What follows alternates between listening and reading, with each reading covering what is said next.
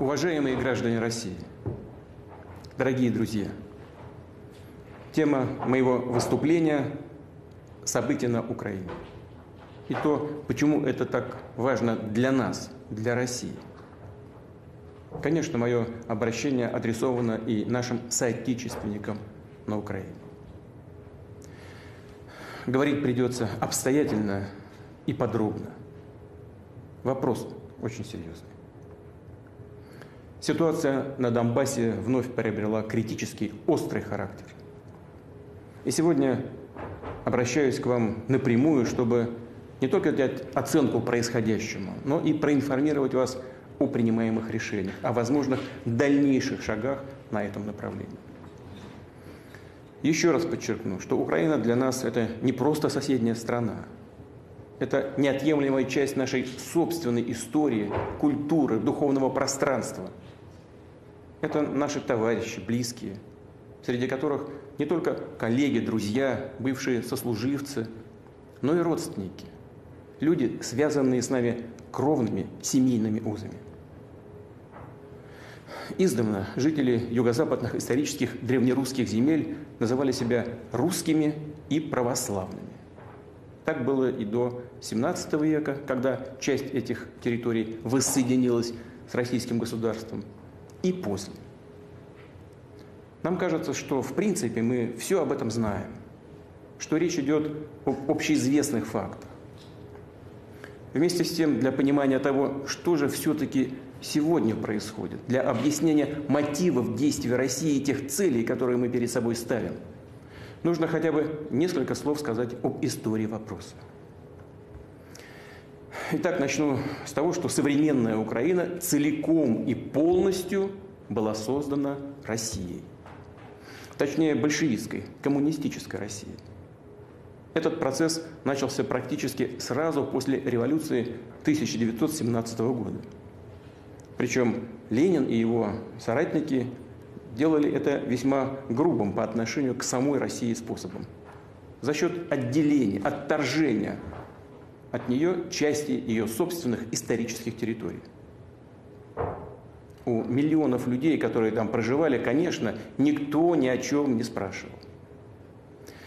Затем, накануне и после Великой Отечественной войны, уже Сталин присоединил к СССР и передал Украине некоторые земли, ранее принадлежавшие Польше, Румынии и Венгрии.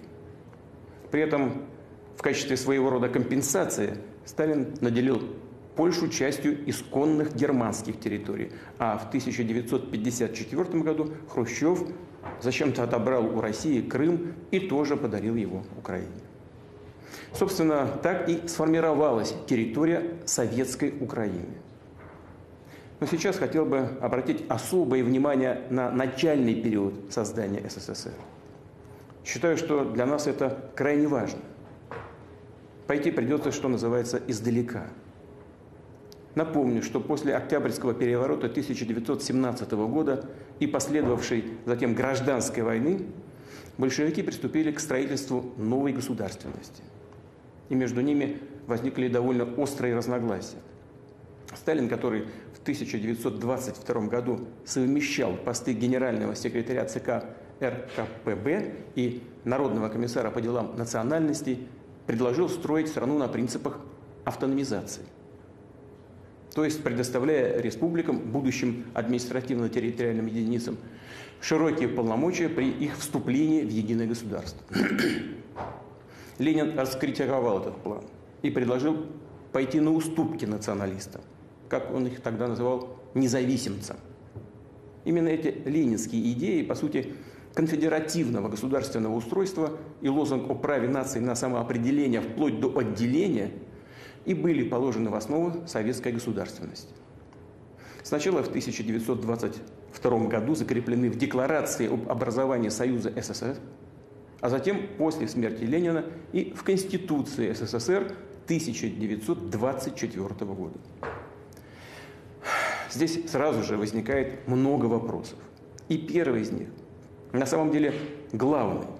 Зачем надо было с барского плеча удовлетворять любые безгранично растущие националистические амбиции на окраинах бывшей империи? передавать во вновь образуемые, причем часто произвольно сформированные административные единицы союзной республики, огромные, часто не имевшие к ним вообще никакого отношения территории. Повторяю, передавать вместе с населением исторической России. Более того, по факту этим административным единицам придали статус и форму национально-государственных образований. Вновь задаюсь вопросом, зачем надо было делать такие щедрые подарки, о которых самые ярые националисты раньше даже и не мечтали? Да еще и наделять республики правом выхода из состава единого государства, без всяких условий. На первый взгляд это вообще непонятно, безумие какое-то. Но это только на первый взгляд. Объяснение есть. После революции главной задачей большевиков было любой ценой удержаться у власти. Именно любой ценой. Ради этого они шли на все. И на унизительные условия Брестского мира, в то время, когда кайзеровская Германия и ее союзники находились в тяжелейшем военном и экономическом положении, а исход Первой мировой войны был фактически предрешен. И на удовлетворение любых требований, любых хотелок со стороны националистов внутри страны. С точки зрения исторических судеб России и ее народов, ленинские принципы государственного строительства оказались не просто ошибкой. Это было, как говорится, гораздо хуже, чем ошибка. После развала СССР в 1991 году это стало абсолютно очевидным.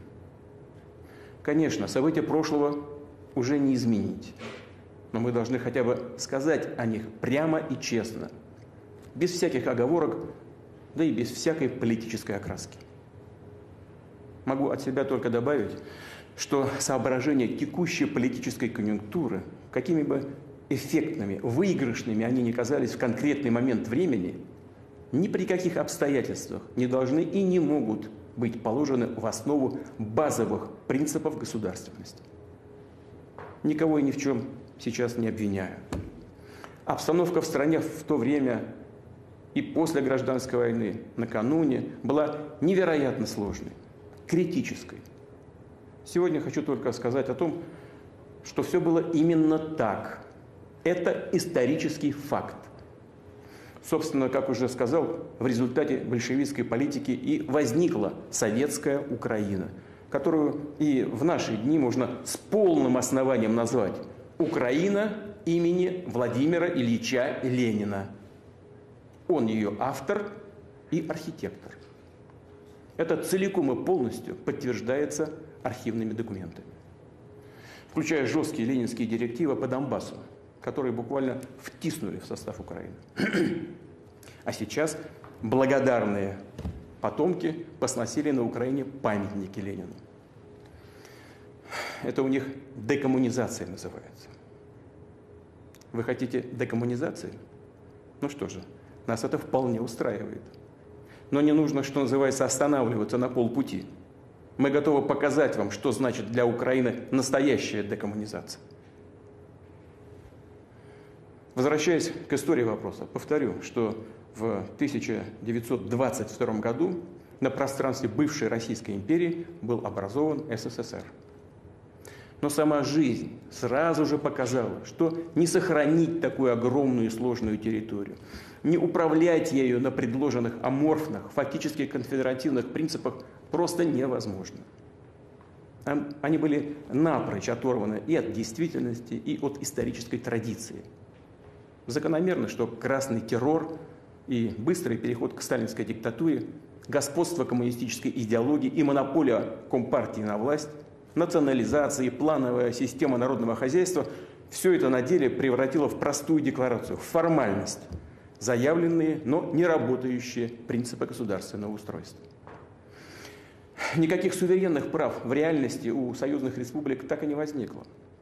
Их попросту не было. А на практике было создано строго централизованное, абсолютно унитарное по своему характеру государство.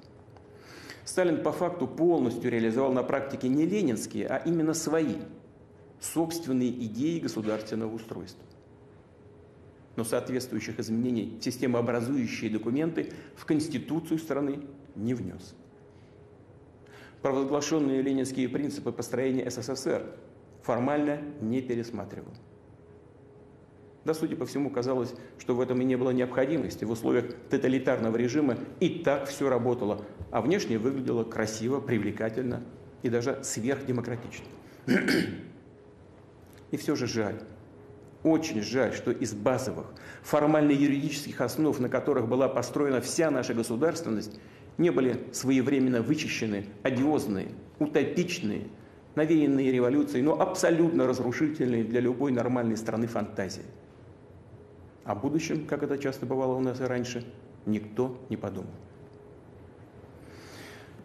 Лидеры Компартии были, похоже, уверены, что им удалось сформировать прочную систему управления, что за счет своей политики они окончательно решили и национальный вопрос.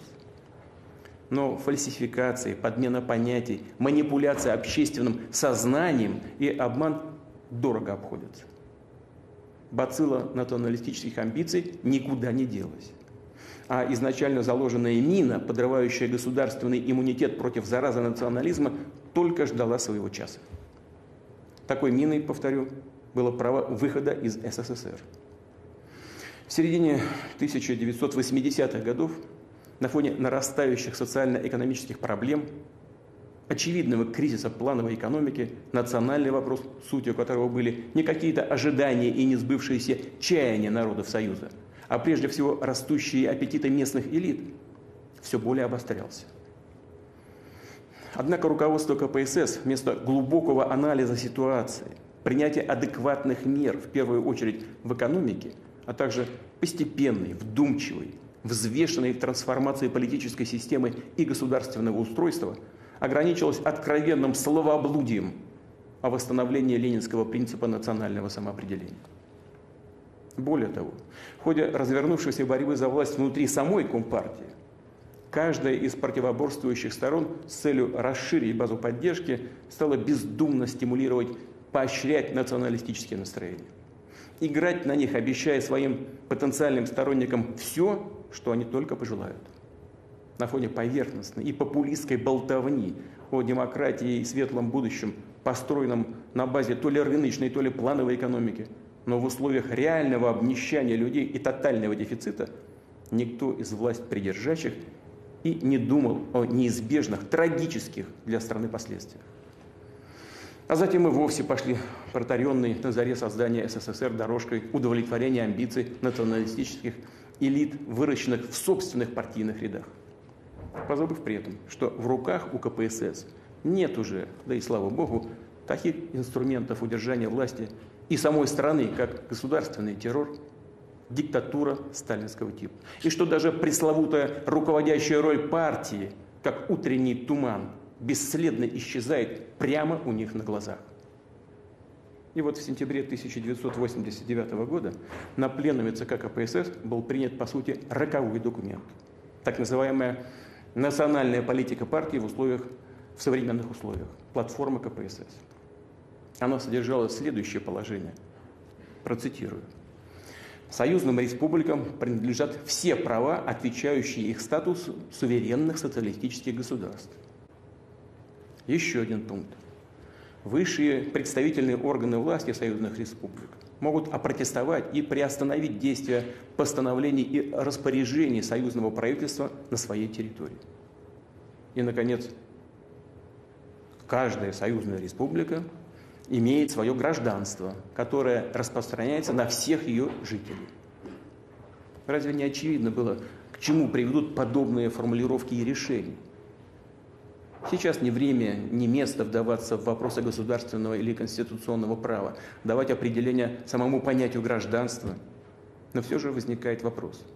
Зачем в тех и без того сложных условиях понадобилось таким образом еще больше раскачивать страну? Факт остается фактом. Еще за 2 года до развала СССР его судьба была фактически предрешена. Это сейчас радикалы и националисты, в том числе и прежде всего на Украине, приписывают себе заслугу завоевания независимости. Как мы видим, это совсем не так. К распаду нашей единой страны привели исторические, стратегические ошибки лидеров большевиков, руководства КПСС, допущенные в разное время в государственном строительстве, экономической и национальной политике. Распад исторической России под названием СССР на их совести.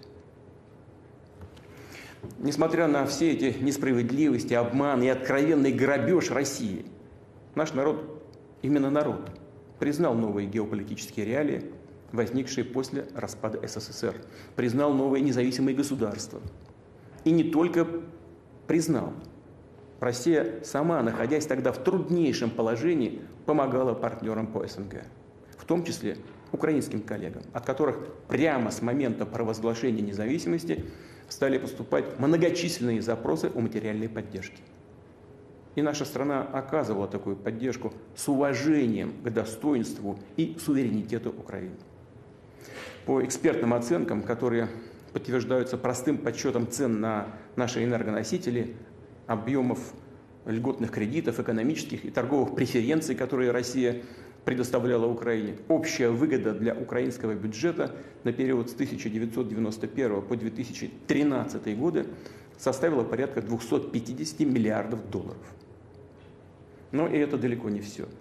К концу 1991 года долговые обязательства СССР перед иностранными государствами и международными фондами составляли порядка 100 миллиардов долларов. И первоначально предполагалось, что эти кредиты будут возвращаться всеми республиками бывшего СССР солидарно, пропорционально их экономическому потенциалу. Однако Россия взяла на себя погашение всего советского долга и полностью по нему рассчиталась. Окончательно завершила этот процесс в 2017 году. Взамен новые независимые государства должны были отказаться от своей части советских зарубежных активов, и соответствующие соглашения в декабре 1994 года были достигнуты с Украиной. Однако Киев эти соглашения не ратифицировал. И позднее просто отказался исполнять, выдвигая претензии на алмазный фонд, золотой запас, а также имущество и другие активы бывшего СССР за рубежом. И все же, несмотря на известные проблемы, Россия всегда сотрудничала с Украиной открыто, честно и, повторю, с уважением к ее интересам. Наши связи в самых разных областях развивались. Так, в 2011 году двусторонний торговый оборот превысил 50 миллиардов долларов. Замечу, что объем торговли Украины со всеми странами Евросоюза в 2019 году, то есть еще до пандемии, уступал этому показателю. Вместе с тем бросалось в глаза, что украинские власти предпочитали действовать так, чтобы в отношениях с Россией иметь все права и преимущества, но не нести при этом никаких обязательств. Вместо партнерства стало превалировать иждивенчество, которое со стороны киевских официальных властей подчас приобретало абсолютно бесцеремонный характер. Достаточно вспомнить перманентный шантаж в сфере энергетического транзита и банальное воровство газа. Добавлю, что в Киеве пытались использовать диалог с Россией как предлог для торга с Западом, шантажировали его сближением с Москвой, выбивая для себя преференции. Мол, в противном случае будет расти российское влияние на Украине. При этом украинские власти изначально, хочу это подчеркнуть, именно с первых шагов стали строить свою государственность на отрицании всего, что нас объединяет. Стремились исковеркать сознание, историческую память миллионов людей, целых поколений, живущих на Украине. Неудивительно, что украинское общество столкнулось с ростом крайнего национализма, который быстро приобрел форму агрессивной русофобии и неонацизма. Отсюда и участие украинских националистов и неонацистов в бандах террористов на Северном Кавказе. Все громче звучащие территориальные претензии к России. Свою роль сыграли и внешние силы, которые с помощью разветвленной сети НКО и спецслужб выращивали на Украине свою клиентуру и продвигали ее представителей во власть. Важно понимать и то, что Украина, по сути, никогда не имела устойчивой традиции своей подлинной государственности. И, начиная с 1991 года, пошла по пути механического копирования чужих моделей, оторванных как от истории, так и от украинских реалий. Политические и государственные институты постоянно перекраивались в угоду быстро сформировавшихся кланов с их собственными корыстными интересами, не имеющими ничего общего с интересами народа Украины.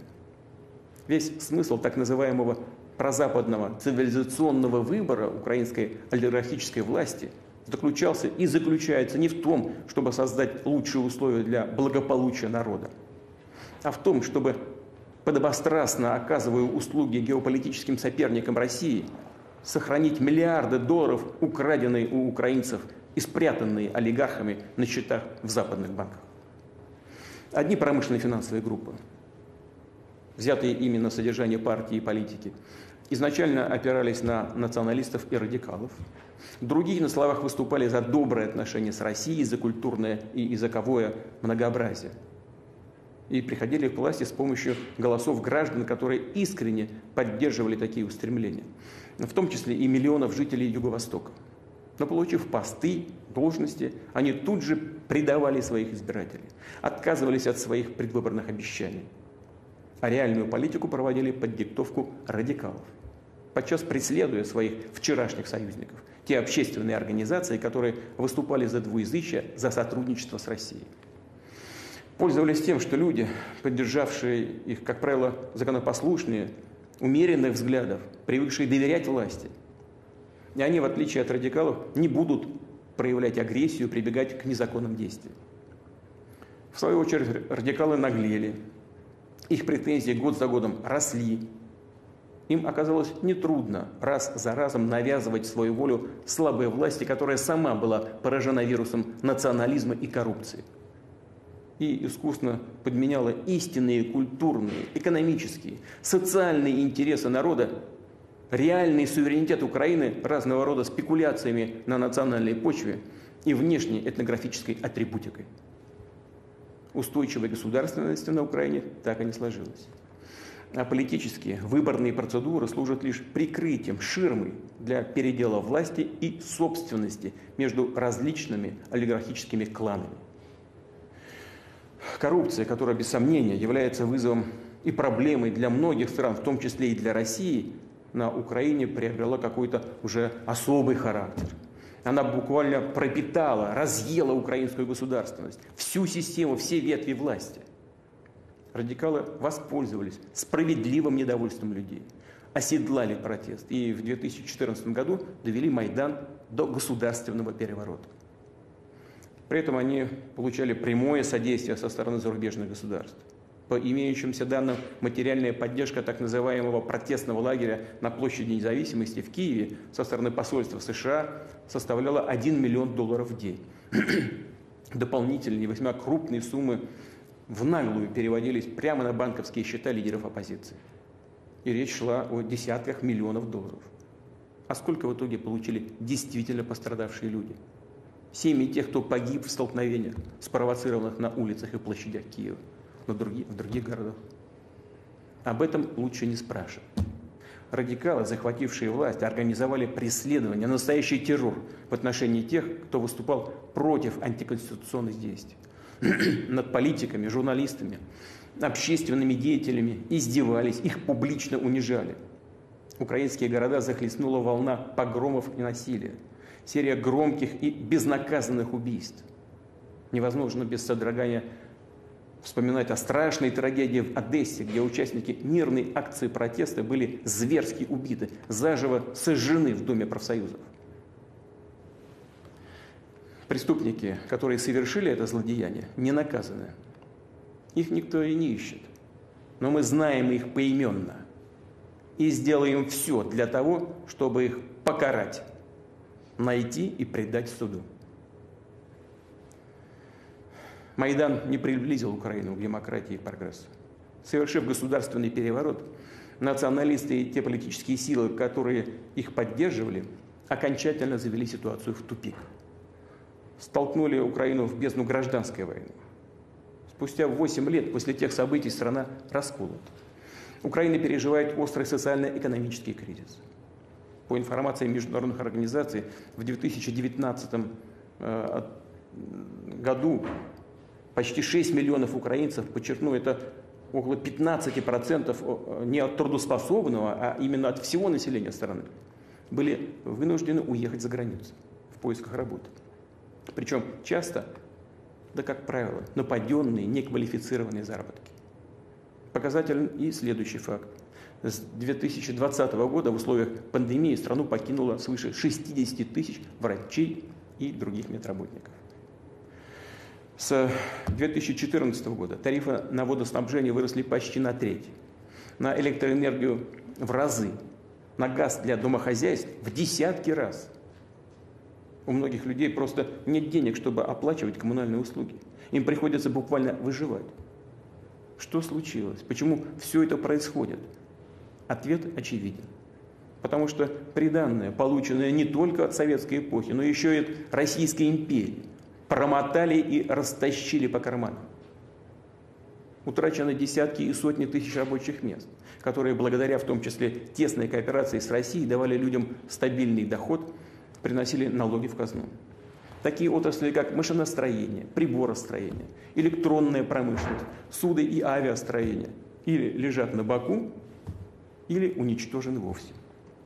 А ведь ими гордились когда-то не только Украина, но и весь Советский Союз. В 2021 году ликвидирован Черноморский судостроительный завод в Николаеве, где первые верфи были заложены еще при Екатерине II.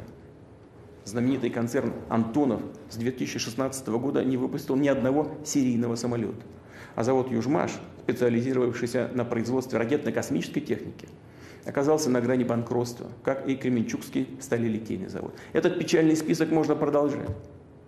Что касается газотранспортной системы, которую создавал весь Советский Союз, то она обветшала настолько, что ее эксплуатация связана с большими рисками и экологическими издержками.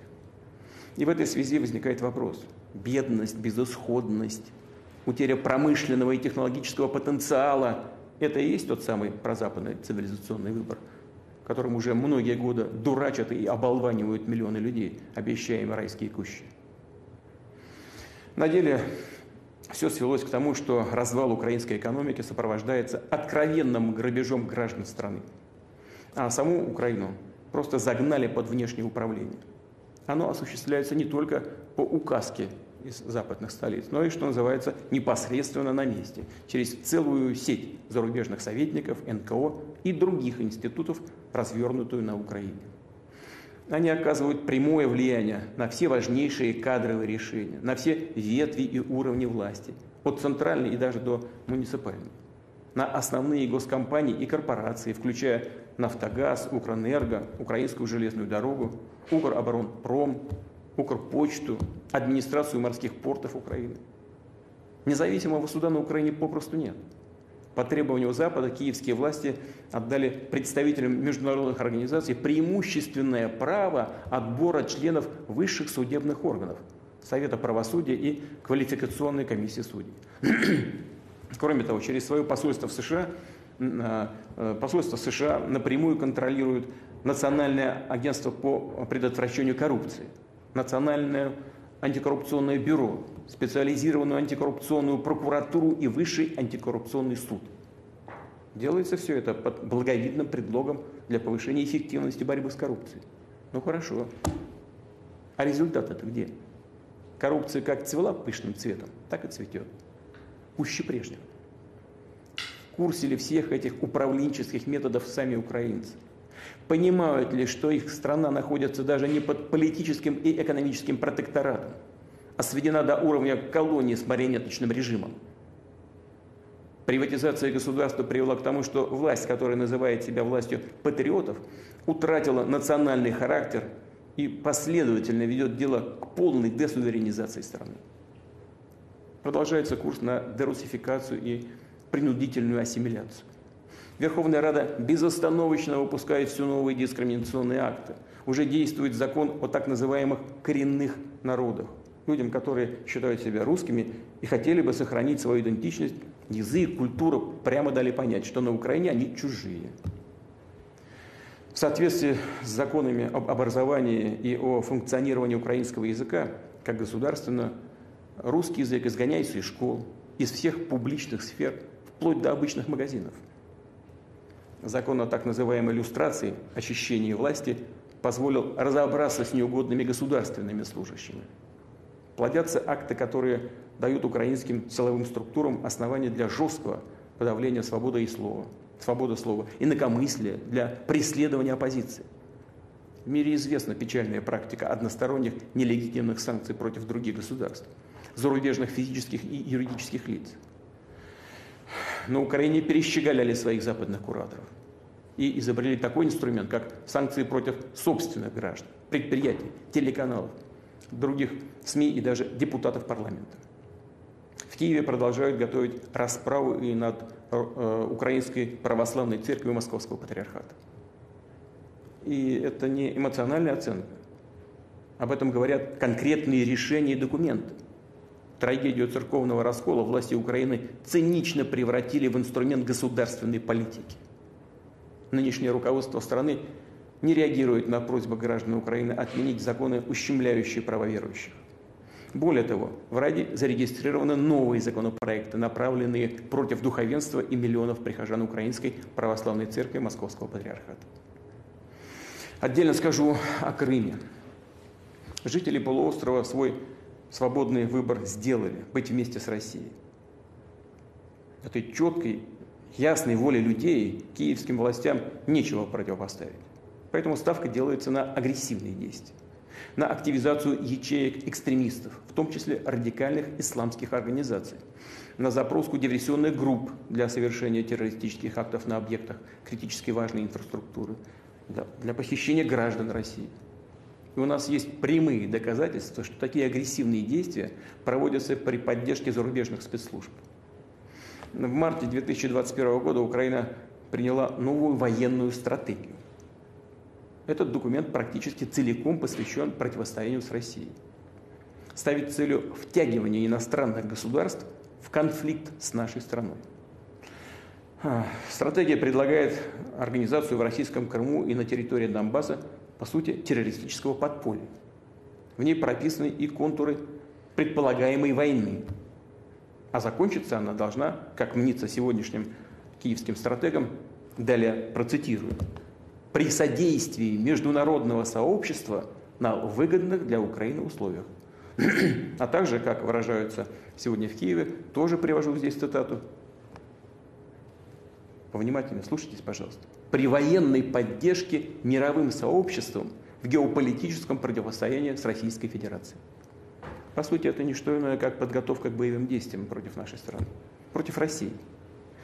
Мы также знаем, что уже прозвучали заявления о том, что Украина собирается создать собственное ядерное оружие. И это не пустая бравада. Украина действительно располагает еще советскими ядерными технологиями и средствами доставки такого оружия, включая авиацию, а также оперативно-тактические ракеты .У, тоже еще советской конструкции, дальность которых превышает 100 километров. Но сделают и больше. Это вопрос только времени. Задело советского времени есть. Таким образом, обзавестись тактическим ядерным оружием Украине будет гораздо проще, чем некоторым другим государствам, не буду сейчас их называть, фактически ведущим такие разработки. Особенно в случае технологической поддержки из-за рубежа. И этого тоже мы не должны исключать. С появлением у Украины оружия массового поражения ситуация в мире, в Европе, особенно для нас, для России, изменится самым кардинальным образом. Мы не можем не реагировать на эту реальную опасность. Тем более, повторю, что западные покровители могут посодействовать появлению на Украине такого оружия, чтобы создать еще одну угрозу для нашей страны. Мы же видим, как настойчиво осуществляется военная накачка киевского режима. Только США, начиная с 2014 года, направили на эти цели миллиарды долларов, включая поставки вооружения, снаряжения, обучение специалистов. В последние месяцы западное оружие идет на Украину просто беспрерывным потоком, демонстративно, на глазах у всего мира. Деятельностью вооруженных сил и спецслужб Украины руководят иностранные советники. Мы это хорошо знаем. В последние годы под предлогом учений на территории Украины практически постоянно присутствовали военные контингенты стран НАТО. Система управления украинскими войсками уже интегрирована с натовскими. Это означает, что командование украинскими вооруженными силами, даже отдельными частями и подразделениями, может напрямую осуществляться из натовских штабов. США и НАТО приступили к беззастенчивому освоению территории Украины как театра потенциальных военных действий. Регулярные совместные учения имеют явную антироссийскую направленность. Только в прошлом году в них участвовало более 23 тысяч военнослужащих и свыше 1000 единиц техники. Уже принят закон о допуске в 2022 году вооруженных сил других государств на территории Украины для участия в многонациональных учениях. Понятно, что речь прежде всего о войсках НАТО. И в наступившем году запланировано не менее 10 таких совместных маневров. Очевидно, что подобные мероприятия служат прикрытием для быстрого наращивания военной группировки НАТО на территории Украины. Тем более, что модернизированная с помощью американцев сеть аэродромов Борисполь, Ивано-Франковск, Чугуев, Одесса и так далее способна обеспечить переброску воинских частей в кратчайшие сроки. Воздушное пространство Украины открыто для полетов стратегической и разведывательной авиации США, беспилотных летательных аппаратов, которые используются для наблюдения за территорией России. Добавлю, что построенный американцами Центр морских операций в Очакове позволяет обеспечивать действия кораблей НАТО, включая применение ими высокоточного оружия против российского Черноморского флота и нашей инфраструктуры на всем Черноморском побережье. В свое время США намеревались создать подобные объекты и в Крыму, но крымчане и севастопольцы сорвали эти планы. Мы всегда будем помнить об этом. Повторю, сегодня такой центр уже развернут в Очакове. Напомню, в XVIII веке за этот город сражались солдаты Александра Суворова. Благодаря их мужеству он вошел в состав России. Тогда же, в XVIII веке, земли Причерноморья, присоединенные к России в результате войн с Османской империей, получили название Новороссия. Сейчас эти вехи истории пытаются придать забвению, как и имена государственных, военных деятелей Российской империи, без чьих трудов не было бы у современной Украины многих крупных городов и даже самого выхода к Черному морю. Недавно в Полтаве снесли памятник Александру Суворову. Что тут скажешь? Отказываетесь от собственного прошлого, от так называемого колониального наследия Российской империи, но тогда будьте здесь последовательны. Далее. Отмечу, что статья 17 Конституции Украины не допускает размещения на ее территории иностранных военных баз. Но оказалось, что это лишь условность, которую можно легко обойти. На Украине развернуты учебно-тренировочные миссии стран НАТО. Это, по сути, уже и есть иностранные военные базы. Просто назвали базу миссией и дело в шляпе. В Киеве давно провозгласили стратегический курс на вступление в НАТО. Да, безусловно, каждая страна имеет право выбирать собственную систему обеспечения безопасности, заключать военные союзы. И все вроде бы так, если бы не одно «но». В международных документах прямо зафиксирован принцип равной и неделимой безопасности, который, как известно, включает в себя обязательство не укреплять свою безопасность за счет безопасности других государств. Могу здесь сослаться и на Хартию европейской безопасности ОБСЕ 1999 года, принятую в Стамбуле, и на Астанинскую декларацию ОБСЕ 2010 года. Другими словами, выбор способов обеспечения безопасности не должен создавать угрозы для других государств, а вступление Украины в НАТО – это прямая угроза безопасности России. Напомню, еще в апреле 2008 года на Бухарестском саммите Североатлантического альянса США продавили решение о том, что Украина и, кстати, Грузия станут членами НАТО. Многие их европейские союзники США уже тогда прекрасно понимали все риски подобной перспективы, но были вынуждены смириться с волей старшего партнера. Американцы просто использовали их для проведения ярко выраженной антироссийской политики. Ряд государств-членов Альянса и сейчас весьма скептически относятся к появлению Украины в НАТО. При этом из некоторых европейских столиц мы получаем сигнал, мол, что вы переживаете, это не произойдет буквально завтра. Ну, собственно, и американские наши партнеры тоже об этом говорят. Хорошо, отвечаем мы, не завтра, так послезавтра. Что это меняет в исторической перспективе? По сути, ничего. Более того, нам известны позиции и слова руководства Соединенных Штатов о том, что активные боевые действия на востоке Украины не исключают возможности вступления этой страны в НАТО, если она сможет соответствовать критериям Североатлантического альянса и победить коррупцию. При этом нас раз за разом пытаются убедить в том, что НАТО – это миролюбивый и сугубо оборонительный союз. Мол, никаких угроз для России нет. Опять предлагают поверить на слово. Но реальную цену таким словам мы хорошо знаем. В 1990 году, когда обсуждался вопрос об объединении Германии, советскому руководству со стороны США было обещано, что не произойдет распространение юрисдикции или военного присутствия НАТО ни на 1 дюйм в восточном направлении.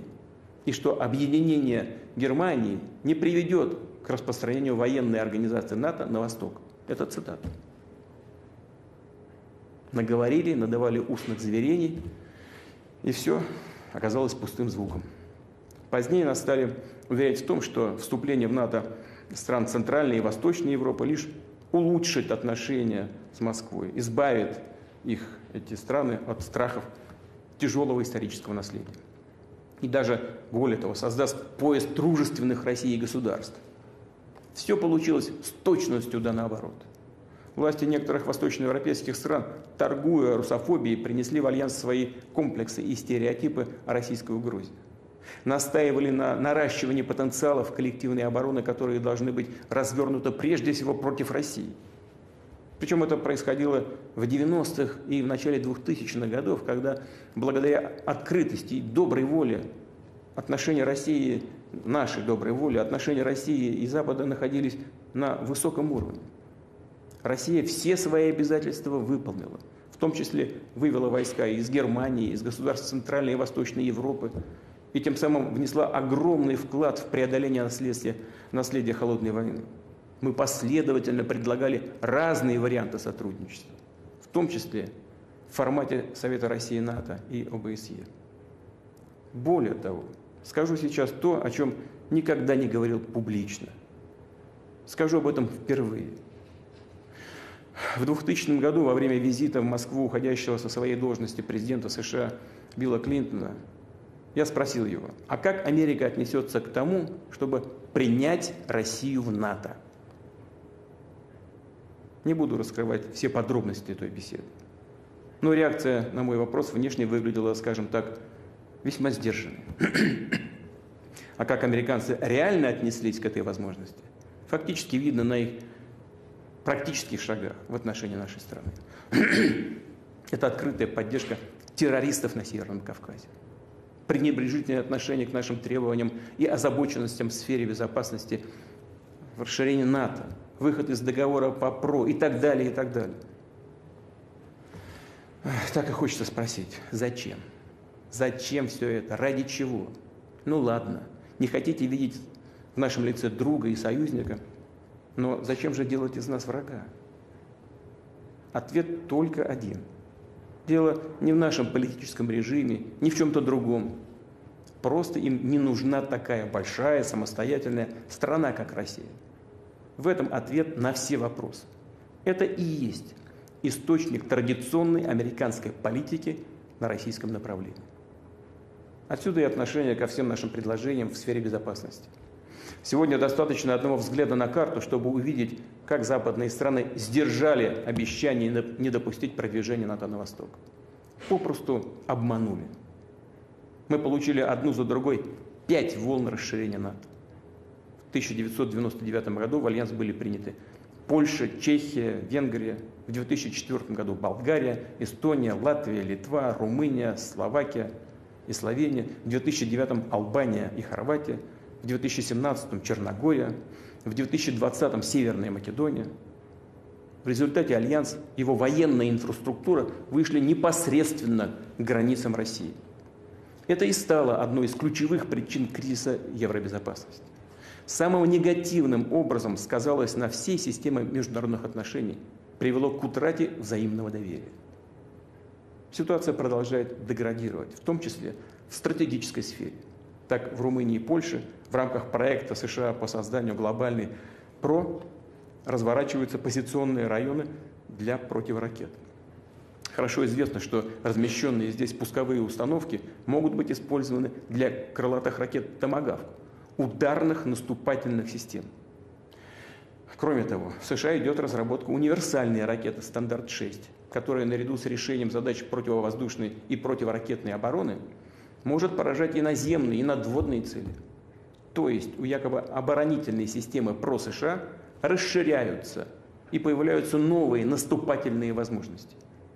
Имеющаяся у нас информация дает все основания полагать, что вступление Украины в НАТО и последующее развертывание здесь объектов Североатлантического альянса – вопрос предрешенный. Это дело времени. Мы четко понимаем, что при подобном сценарии уровень военных угроз для России кардинально, в разы повысится. И, обращая особое внимание, многократно возрастет опасность именно внезапного удара по нашей стране. Поясню, что в американских документах стратегического планирования, в документах, закреплена возможность так называемого упреждающего удара по ракетным комплексам противника. А кто основной противник для США и НАТО, нам тоже известно. Это Россия. В документах НАТО наша страна официально, прямо объявлена главной угрозой евроатлантической безопасности. И в качестве передового плацдарма для такого удара будет служить Украина. Если бы об этом услышали наши предки, они, наверное, просто бы не поверили. И нам сегодня не хочется в это верить. Но это так. Хочу, чтобы это поняли и в России, и на Украине. Многие украинские аэродромы расположены недалеко от наших границ. Размещенная здесь тактическая авиация НАТО, включая носители высокоточного оружия, сможет поражать нашу территорию на глубину до рубежа Волгоград, Казань, Самара, Астрахань. Развертывание на территории Украины радиолокационных средств разведки позволит НАТО плотно контролировать воздушное пространство России вплоть до Урала. Наконец, после разрыва с Соединенными Штатами договора о ракетах средней и меньшей дальности, Пентагон уже открыто ведет разработку целого ряда ударных средств наземного базирования, в том числе баллистических ракет, способных достигать целей на дистанции до 5500 километров. В случае размещения таких систем на Украине, они смогут поражать объекты на всей европейской территории России, а также за Уралом. Подлетное время до Москвы крылатых ракет «Томагавк» составит менее 35 минут, баллистических ракет из района Харькова 7-8 минут, а гиперзвуковых ударных средств 4-5 минут. Это называется, это прямо нож в горло. И они, не сомневаюсь, рассчитывают реализовать эти планы. Так же, как неоднократно делали в прошлые годы, расширяя НАТО на восток, продвигая военную инфраструктуру и технику к российским границам, полностью игнорируя наши озабоченности, протесты и предупреждения.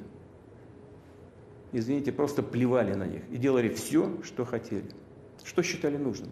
И, конечно, предполагаю также вести себя и дальше, по известной поговорке: собака лает, а караван идет.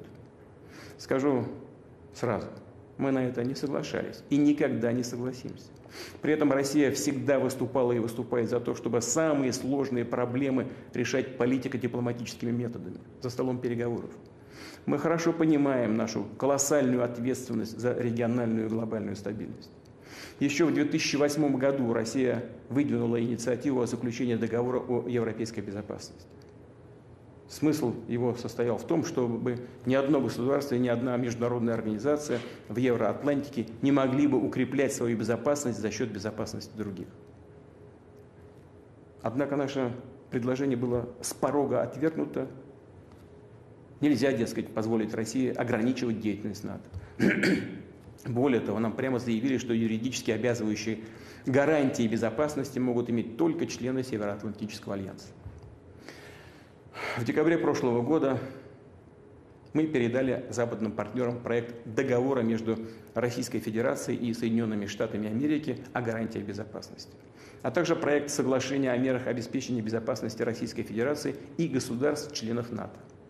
В ответ от США и НАТО было много общих слов, содержались и рациональные зерна.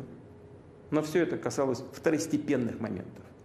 И выглядело как попытка замотать вопрос, увести дискуссию в сторону. Мы на это соответствующим образом отреагировали. Подчеркнули, что готовы идти по пути переговоров. Однако при условии, что все вопросы будут рассматриваться в комплексе, пакетом, без отрыва от основных базовых российских предложений. Они содержат 3 ключевых пункта. Первое – это недопущение дальнейшего расширения НАТО. Второе – отказ от размещения альянсом ударных систем вооружений на российских границах. И, наконец, это возврат военного потенциала и инфраструктуры блока в Европе к состоянию 1997 года, когда был подписан основополагающий акт России и НАТО. Как раз эти наши принципиальные предложения проигнорированы. Западные партнеры, повторяю, еще раз озвучили заученные формулировки о том, что каждое государство имеет право свободно выбирать способы обеспечения своей безопасности и вступать в любые военные союзы и альянсы. То есть в их позиции ничего не изменилось. Звучат все те же ссылки на пресловутую политику открытых дверей НАТО. Более того, нас опять пытаются шантажировать. Вновь угрожают санкциями, которые, кстати, я думаю, они все равно будут вводить по мере укрепления суверенитета России и роста мощи наших вооруженных сил. А предлог для очередной санкционной атаки всегда будет найден или попросту сфабрикован. Причем вне зависимости от ситуации на Украине. Цель одна – сдержать развитие России. И они будут это делать, как делали это раньше. Даже вообще без всякого формального предлога. Только потому, что мы есть. И никогда не поступим со своим суверенитетом, национальными интересами и своими ценностями.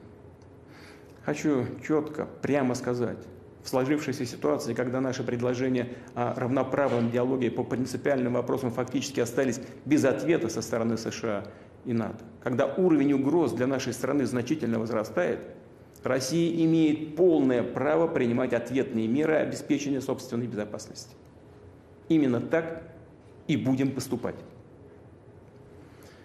Что касается положения дел на Донбассе, то мы видим, что правящая в Киеве верхушка постоянно и публично заявляет о нежелании выполнять Минский комплекс мер по урегулированию конфликта.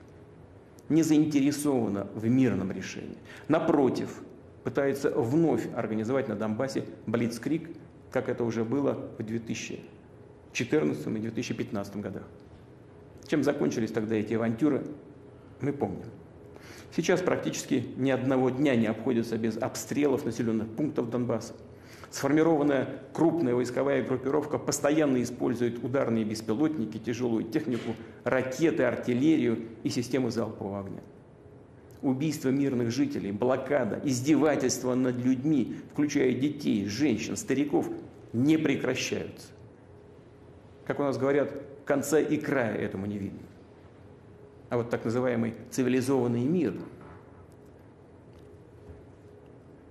единственными представителями которого самозванно объявили себя наши западные коллеги, предпочитает этого не замечать. Как будто и нет ничего, всего этого ужаса, геноцида, которому подвергаются почти 4 миллиона человек. И только потому, что эти люди не согласились поддержанным Западом переворотом на Украине в 2014 году. Выступили против возведенного в ранг государственного движения в сторону национализма, пещерного и агрессивного национализма и неонацизма. И борются за свои элементарные права жить на своей земле, говорить на родном языке, за сохранение своей культуры и традиций. Сколько эта трагедия может продолжаться? Сколько еще можно это терпеть? Россия сделала все для сохранения территориальной целостности Украины. Все эти годы настойчиво и терпеливо боролась за исполнение резолюции Совета Безопасности ООН 2202 от 17 февраля 2015 года, закрепившей Минский комплекс мер от 12 февраля 2015 года по урегулированию ситуации на Донбассе. Все тщетно. Меняются президенты, депутаты Рады, но не меняется суть, агрессивный националистический характер самого режима, захватившего власть в Киеве. Он целиком и полностью порождение государственного переворота 2014 года. И те, кто встали тогда на путь насилия, кровопролития, беззакония, не признавали и не признают никакого другого решения вопроса Донбасса, кроме военного. В этой связи считаю необходимым принять уже давно назревшее решение. Незамедлительно признать независимость и суверенитет Донецкой Народной Республики и Луганской Народной Республики. Прошу Федеральное собрание Российской Федерации поддержать это решение, а затем и ратифицировать договоры о дружбе и взаимопомощи с обеими республиками. Два эти документа будут подготовлены и подписаны в самое ближайшее время. А от тех, кто захватил и удерживает власть в Киеве, мы требуем незамедлительно прекратить боевые действия. В противном случае вся ответственность за возможное продолжение кровопролития будет целиком и полностью на совести правящего на территории Украины режима. Объявляя о принятых сегодня решениях, уверен в поддержке граждан России, всех патриотических сил страны. Благодарю вас за внимание.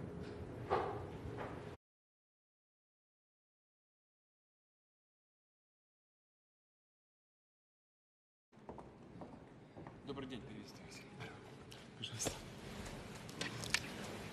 Начинается церемония подписания документов. Президент Российской Федерации Владимир Владимирович Путин подписывает указ президента Российской Федерации о признании Донецкой Народной Республики. Президент Российской Федерации Владимир Владимирович Путин подписывает указ президента Российской Федерации о признании Луганской Народной Республики.